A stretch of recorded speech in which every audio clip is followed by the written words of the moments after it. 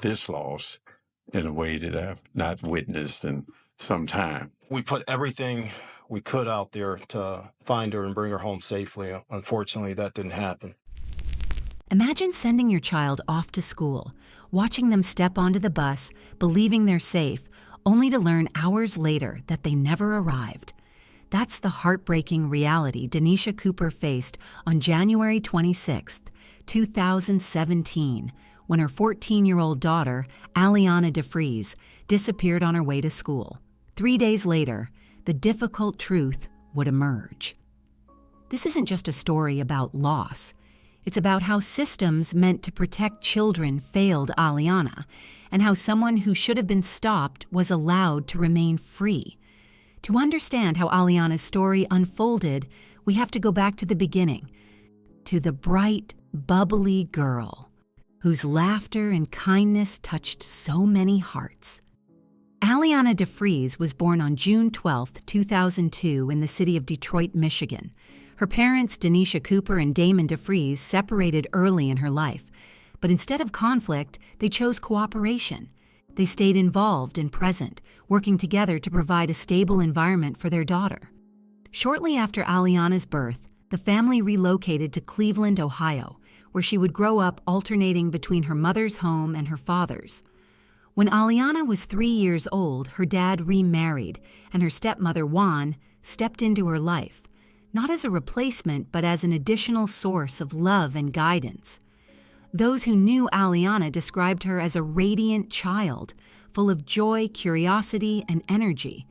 As she got older, she held tightly to the things that made her happy: dolls, stuffed animals, and a gentle innocence that was rare and beautiful in an increasingly fast-paced world. In a time when most kids her age were rushing to grow up, Aliana remained sweetly herself, a little quirky, wonderfully kind, and a reminder that growing up doesn't have to mean letting go of childhood. But before we begin, I just want to say thank you to my amazing viewers and subscribers. Your support through likes, shares, and comments means the world to me. Your engagement helps make these stories even more meaningful. If you're new here, don't forget to hit that subscribe button and join our growing community of true crime enthusiasts. In 2017, Aliana was 14 years old and attending 7th grade at E-Prep, a charter school in Cleveland. It was her second year there, and according to her parents, she took her education seriously. She liked her school, showed up consistently, and seemed to find a rhythm in her studies. Aliana had been diagnosed with a developmental delay, but with the help of special education services, she was making progress, slowly but surely. The school, however, wasn't nearby, and that meant she had to use public transportation to get there and back each day. Her parents, understandably protective, weren't entirely comfortable with that arrangement. Whenever they could, either her dad or stepmom made the trip to pick her up after class, but more often than not, Aliana relied on the city bus. A big responsibility for someone her age, especially one who still carried a stuffed animal in her backpack. It's one of life's odd jokes. The more you try to wrap your child in safety, the more the world tests that shield. Her parents did everything they could, but sometimes even the most careful hands can't catch what fate has already dropped. To reach her school each day, Aliana needed to take 2 separate buses, a routine that made her mother, Denisha, uneasy. The only thing that gave her some peace of mind was knowing that the second transfer point was just steps away from the 4th District Police Station. It wasn't exactly a security system, but it was close enough to one. Aliana's grandmother shared with Fox 8 that she often texted her during the commute. Aliana would message back to say which bus she was on, giving her family a small window into her journey. Though the setup wasn't what her parents would have chosen in a perfect world, Aliana had grown familiar with the route and followed it with maturity beyond her years. She knew the rules: go to school, come home, no detours. And up until that point, she had managed the daily trip without incident. It was one of those arrangements that didn't feel great but worked, until one day it didn't. January 26, 2017, unfolded like any other morning for Aliana and her mother, Denisha. Aliana had an early tutoring session before her regular classes, which meant they had to be out the door sooner than usual. As part of their morning routine, Denisha accompanied her daughter to the bus stop, waiting with her until the ride came. That day, they hurried down to the corner of East 154th Street and Kinsman Avenue, trying not to miss the bus. Denisha recalled that just before stepping on board, Aliana paused, turned around, gave her a quick kiss, and said goodbye. It was a small, familiar gesture that had become part of their rhythm. What Denisha didn't realize, though, was that this ordinary moment, rushed and routine, would quietly become one of the most unforgettable days of her life. Sometimes life doesn't give a warning label when it's about to rewrite your whole story. That afternoon, Denisha was at home, carrying out her usual routine, making sure everything was in place before her daughter came back from school. It was a part of the day she always looked forward to. While no official time was recorded for when Aliana normally arrived, the rhythm of their days suggested it was typically sometime after 3 p.m. But that day felt different.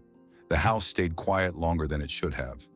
Aliana had a cell phone, but each call went straight to voicemail. No ring, no answer, just an unsettling silence. For most, it might have seemed too early to worry. But Denisha wasn't most people. She was a mother, and she knew her daughter. That growing pit in her stomach wasn't panic, it was instinct. She dialed Aliana's stepmother, hoping for a simple explanation, maybe a change in plans she hadn't heard about. But they hadn't picked her up. And in that moment, the calm routine of the afternoon gave way to something far more unnerving. Life, with all its cruel timing, had chosen that day to break the pattern. After speaking with both Aliana's stepmother and father and confirming that neither of them had picked her up, Denisha made another call, this time to E-Prep. She hoped perhaps that Aliana had stayed behind after school for some reason, or maybe left a little later than usual. But what the school shared next caught her completely off guard.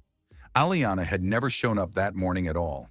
It had been nearly 9 hours since Denisha last saw her daughter, and up until that call, she had believed Aliana had spent the day in class. The realization hit hard. An entire school day had passed without her knowing her child hadn't even made it there. Once the call ended, the weight of uncertainty settled in. Panic began to creep in slowly, then all at once. The questions had no answers, and the silence felt louder than ever. Somehow, life had handed her the worst kind of surprise, one even a mother's instinct hadn't seen coming.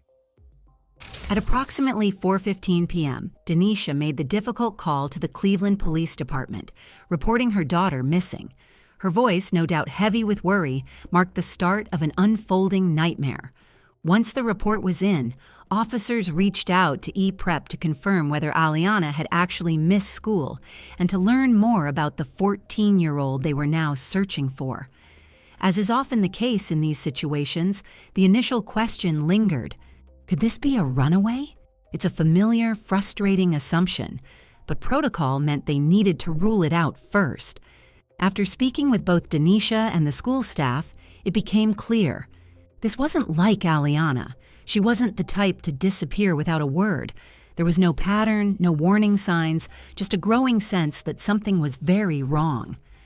Taking that seriously, police began searching near the school, checking the usual teen hangouts with the quiet hope that maybe she was just somewhere nearby, caught up in a moment of bad judgment. Those who knew Aliana described her as gentle, a little too trusting, and easily swayed by others. That description added another layer of urgency. Officers clung to the idea that maybe she had skipped school under pressure from friends. Maybe she'd show up, embarrassed but safe. But as the hours passed and each familiar spot turned up nothing, the optimism began to fade. All that was left was a deepening silence, and the kind no parent ever wants to sit with.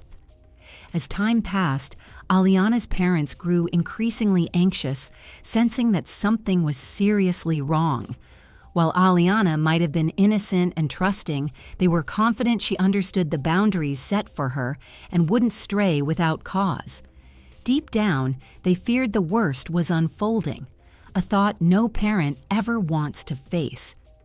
In the hours after Aliana was reported missing, law enforcement joined forces with family and friends to search the bus routes she would have taken that day. They had confirmation from her mother that Aliana boarded the first bus, but it remained unclear if she ever got on the second. The question of where she might have gone after disembarking was urgent. Investigators reached out to the city's transportation authority to obtain surveillance video from the buses Aliana would have used, hoping the footage might provide some clues. It was a small hope in a situation that felt increasingly uncertain. Life sometimes feels like a puzzle, missing its most important piece. While the search for Aliana pressed on, her mother, Denisha, began raising concerns about the school's communication. She hadn't been alerted when Aliana failed to arrive, and had she not reached out herself, she might still be unaware. Though Denisha was enrolled in the school's absence notification system, the school explained that a technical issue had prevented the alert from going out. This lapse delayed police involvement and unfortunately cost valuable time during the critical early hours. As efforts to find Aliana carried forward, authorities obtained video footage from a nearby resident close to the bus stop, where Aliana would have transferred to her second bus. The recordings captured her stepping off the first bus, but did not show her boarding another. Investigators also spoke with witnesses who reported sightings. One individual said they saw Aliana that morning at a McDonald's near her school, accompanied by another girl. Later, a bus driver informed the school principal that he had seen a girl matching Aliana's description exit his bus around 3:30 p.m. However, none of these accounts could be definitively verified. Life's mysteries sometimes come with more questions than answers, even in the most hopeful moments. The concern for Aliana's safety was growing by the minute. Authorities considered her to be at risk, not just because she was missing, but also due to a medical condition. Aliana had asthma and relied on daily medication, making each passing hour more critical than the last. The clock wasn't just ticking, it was pushing. Throughout the evening, efforts to locate her intensified. Officers spoke with numerous individuals, hoping for any detail that could offer direction, but nothing concrete surfaced. Flyers with her photo were circulated widely, and as word of her disappearance reached more people, the local community began to rally behind the search. Worry was spreading as quickly as the news itself. Cleveland residents, sadly, were all too familiar with stories like this. For many, it stirred memories of other missing Black girls and young women whose cases had once filled headlines, only to fade with time. It was a painful reminder, and one laced with fear, that these stories often followed the same heartbreaking script. And while hope remained, so did the uncomfortable sense that the city had seen this kind of story before, far too many times. On Sunday, January 29, 2017, 3 days after Aliana vanished, police ramped up their efforts with a targeted search, focusing on vacant homes near the last place she had been seen exiting a bus. Around 7 p.m., 3 officers came across an abandoned house on Fuller Avenue that stood out to them. The back door had been left ajar, drawing their attention. Inside, the scene was unsettling. Marks on the floor and walls suggested that something serious had taken place. Officers carefully followed the trail, their flashlights cutting through the darkness of the home. In one room, they discovered a set of tools that appeared to have been left behind in a hurry, along with pieces of torn fabric. The further they moved through the building, the heavier the atmosphere became. When they reached a locked door, they forced it open. Inside, in one of the corners of the room, they found a body. Though it couldn't be confirmed immediately, investigators believed they may have found Aliana. A heartbreaking moment and a grim end to a search no one had wanted to carry out in the first place. When detectives arrived to examine the scene, it quickly became evident that what had taken place inside the house was deeply disturbing. This wasn't a routine investigation. Officers recognized that right away. What they had uncovered felt far more calculated, far more cruel.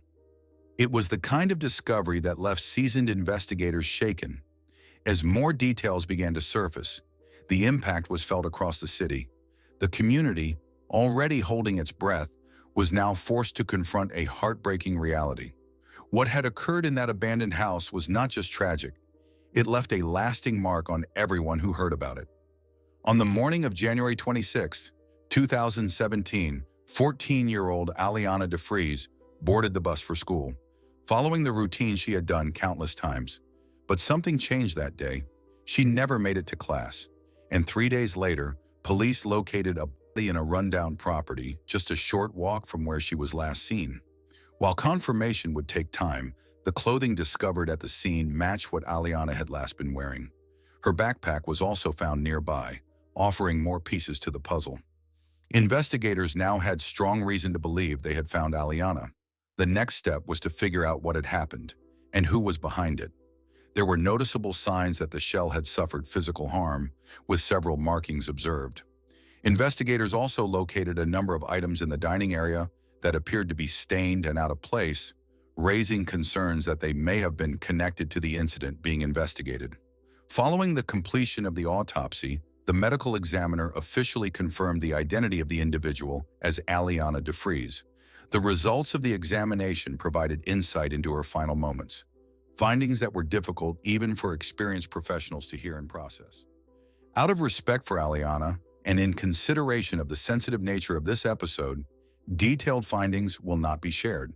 What the medical team did confirm is that Aliana experienced serious physical distress. Several ordinary items were believed to have been involved, and some of the signs indicated that this may have occurred over an extended period. The findings were significant enough that the medical examiner could not identify one specific factor as the cause of passing. Although the report was technical, it reflected a deeply emotional truth. It's heartbreaking to consider that someone so young, with so much ahead of her, could experience such a tragic end. Fortunately for investigators, it didn't take long before they began piecing together who may have been responsible. Early on, police had reviewed video from inside the bus Aliana rode that morning. That footage showed her safely on board, but once she stepped off, the trail went cold. She walked out of the camera's view, leaving more questions than answers. But now that her remains had been located, detectives returned to the area with a clearer focus, checking with nearby businesses to see if any outside cameras had picked her up again, ideally with someone who could help them move the case forward. After reviewing footage from several locations, investigators stopped by a church near the corner of Fuller Avenue and East 93rd Street, not far from where Aliana had been found. The church had exterior cameras, and detectives requested copies of any video from the day Aliana was last seen. The footage they received wasn't crystal clear, but it gave them something to work with. In the video, Aliana appears walking alone up the sidewalk. As she approaches the intersection, a man is visible nearby. From what they could see, he seemed to say something to her. She hesitates briefly, and then both of them move out of the frame. It wasn't much, but it was enough to suggest that moment could be key. The church also had a second surveillance camera, this one positioned in the parking lot and capturing a different view of the same intersection. While the footage didn't show the entire scene clearly, investigators could make out Aliana's legs, along with the man who had appeared in the first video. After what looked like a brief exchange, the two began walking in the same direction, Aliana ahead and the man following behind. A moment later, it seemed he reached toward her. Though the video quality left much to be desired, the larger figure appeared to be leading the smaller one toward the area where Aliana was later discovered. The implications were hard to ignore. Investigators now believe they may have captured the moment she was taken, right there on camera. Their next step was to identify the man seen in the footage. To gather more context, detectives reviewed the footage from earlier that morning, before Aliana exited the bus. They returned to the first camera angle, the one just outside the church. In that clip, a man could be seen walking down the street, passing by the church. A short while later, he appeared again, now heading in the opposite direction. His pace was slow and deliberate, almost as if he was scanning the area, looking for someone. The video provided just enough visual detail for investigators to begin narrowing down their search. They decided to start with individuals already known to law enforcement, specifically those with prior offenses of a similar nature. One by one, detectives reviewed photos, comparing them to the figure captured on the surveillance footage. After going through a number of possible matches, one stood out, a man named Christopher Whitaker. Whitaker was on the offender registry and had previously been convicted in 2005 in connection with an assault involving a young woman. Despite the serious nature of that case, he had served only 4 years. When detectives compared his image to the person seen in the church footage, the resemblance was clear. Investigators felt confident they were looking at the same person. That belief was soon supported by forensic evidence. DNA analysis later confirmed that material found at the scene matched Christopher Whitaker. Just 4 days after Aliana's body had been discovered, U.S. Marshals located Whitaker at a residence in Mayfield Heights and placed him under arrest. Following his arrest, Christopher Whitaker sat down for questioning with investigators. At first, he firmly denied any involvement in Aliana's case. When asked whether he had ever been inside the abandoned home where she was found, he claimed he had been there several days earlier, collecting scrap metal with someone else. However, as detectives continued to question him, his version of events began to shift. During the interview, Whitaker admitted to using substances and gave varying accounts of the events in question. At one point, he claimed he had witnessed what happened but denied being directly involved. However, as the conversation continued, his statements shifted, and he eventually acknowledged a role in what had occurred. He attributed his actions to impaired decision-making related to substance use. In his statement, he expressed confusion and regret, describing parts of the event as unclear or fragmented. "It's like everything went blank for a moment," he told detectives. "I know what I did was wrong. People are going to see me as something I'm not. I'm not evil. I just lost control and I can't take it back." His words reflected a mix of guilt, denial, and self-justification, leaving little doubt about the seriousness of the harm caused. With Whitaker's confession added to the physical evidence already gathered, detectives felt confident moving forward with charges. The case, which had once seemed filled with unknowns, now had a clear direction and a strong foundation. News of his arrest brought a sense of relief to many across the community. These cases don't always reach resolution, and when they do, it's not often this quickly. For residents who had been following the story closely, the progress brought reassurance, though no one forgot the tragedy that led to it. For Aliana's loved ones, the arrest was a step forward, but not a source of comfort. Knowing the person responsible had been caught didn't ease the pain of her loss. There was no undoing what had happened. In February 2018, the trial began. Prosecutors pursued the most serious penalty, pointing to a wealth of evidence: DNA results, a recorded admission, and multiple witness accounts. The defense did not dispute his involvement. Instead, they focused on his state of mind at the time, arguing that his use of substances had impaired his judgment. Their goal wasn't to clear his name, but to convince the jury that the sentence should reflect the circumstances rather than the outcome alone. The jury was not persuaded by the defense's explanation, and on February 13, 2018, Christopher Whitaker was convicted on 10 separate charges. Just 10 days later, he was formally given the most serious sentence permitted under the law. Later that year, in December, the city responded to a long-standing request from Aliana's family by demolishing the vacant house where she had been found. For the family, the removal of the structure was symbolic, a step toward closure, though far from healing. In 2019, Aliana's family filed a lawsuit against multiple parties, including the school she had attended, the city of Cleveland, and the owner of the abandoned building. The suit centered around a lack of notification and the unsafe conditions that had surrounded the case from the beginning. That same year, Ohio's governor signed into law what became known as the Aliana Alert Bill. The legislation requires that schools notify a parent or guardian within 2 hours if a student is absent and no prior notice has been given. It officially went into effect in April 2019, offering an extra layer of protection for students across the state. In 2022, the family received a $1 million settlement as a result of the lawsuit. But even more meaningful was the nonprofit they had launched in Aliana's memory. The organization focuses on issues like removing abandoned properties, improving school transportation access, and ensuring children's safety. In the wake of unimaginable loss, Aliana's family chose to take action, transforming their grief into advocacy for others. Researching Alaina DeFreeze's story has been one of the most emotionally difficult experiences I've had while working on this documentary. The image of a young girl starting what should have been a routine school day, not knowing she wouldn't make it to class or back home, is deeply painful to imagine. The thought of her spending her final moments in fear, far from safety, is something that's hard to put into words. Aliana was only 14. She loved her favorite toys, cherished animated movies, and enjoyed the simple happiness that childhood brings. That morning, she was doing nothing more than trying to get to school. It's hard to comprehend how such harm can exist, especially when it affects someone so young. While the legal system did its part, there's no real way to bring full peace to something so senseless. Still, there's some measure of comfort in knowing the individual responsible is no longer a threat. And above all, we remember Aliana for her spirit, not just the tragedy, but the life she lived. May her memory continue to shine with love and peace. Thank you for watching this documentary. Don't forget to like, share, and subscribe to the channel for more stories that matter.